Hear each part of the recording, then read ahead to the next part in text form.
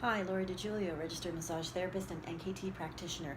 I'm here in Cold Lake, Alberta at Cold Lake Physiotherapy Clinic, and we just finished a group rehab session about foot function. And we're talking about the natural pronation and supination of the foot that happens in a gait cycle, that happens when we move. And that some of our footwear limits our ability to do that. So footwear that supports the inner arch, footwear that includes orthotics that have a really rigid inner arch. Those products can be great for supporting a foot when you're standing all day, for example. But often what is misunderstood is that pronation is actually a really great function and a necessary function of the foot.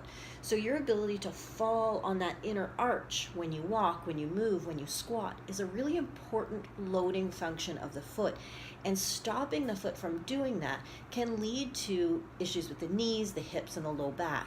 So I'm going to take you through a drill today to help improve the ability of the foot to both pronate and supinate in a really healthy way. And we're going to use the shin bone to help us healthily pronate and supinate. So I'm going to show you that now. We're going to do that on the floor in half kneeling position, so you might need a little something to cushion your knees. Okay, so you're going to get into half kneeling position. A half kneeling position is when one knee is on the ground and the other foot is in front, so that there's a 90-degree angle at the knee and at my hip. And so I'm using my left leg here. What you want to do is you want to get that knee stacked over the ankle, and I'll just roll up my pant leg so that you can see. When you load the foot, so when you bring the weight over your foot, or when you come down in a squat, for example, what naturally happens is that the shin turns inwards and the arch falls. So the turning in of the shin and the moving in towards the midline of the knee is paired with pronation, or falling of this inner arch. So what we're going to do is we're going to press in through this big toe, through the base of the little toe and the heel, and move into pronation while we turn our shin and encourage movement in the middle of the foot. So you're going to start here, grab hold of your shin, turn your shin inwards, allow that knee to come in and the inner arch to fall. Good. And then come back and repeat it. So this encourages healthy pronation of the foot.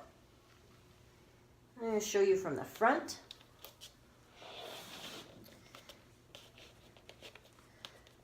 So I'm planting my big toe, my little toe, and my heel, grabbing hold of my shin, and then I'm going to lean forward. The knee comes forward, the inner arch falls, and then back.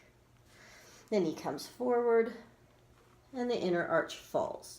You can see my foot flattens. And then we're going to do the opposite. So I'll do it first from this position. So you're going to grab hold of the shin again. This time you're going to turn the shin outwards, and the knee is going to come out. What you're going to make sure is that this big toe mound is planted. So don't allow the big toe to lift. Don't allow the toes to grab hold of the ground. So really planted toes and nice and spread if you can. You're going to grab hold of that shin. You're going to lean back, allow the knee to come behind the ankle and the shin to turn out, the knee to turn out. And you're going to maybe have to really fight keeping that big toe down, and then come forward. And lean back, spinning the shin out and forward. And lean back and forward. And I'll show you from that side view as well. So you're in this half kneeling position. I grab hold of my shin and I'm going to spin my shin outwards as I lean back. And my arch lifts. And then I come back to neutral. I spin the shin out. You can see my arch lift and come back to neutral.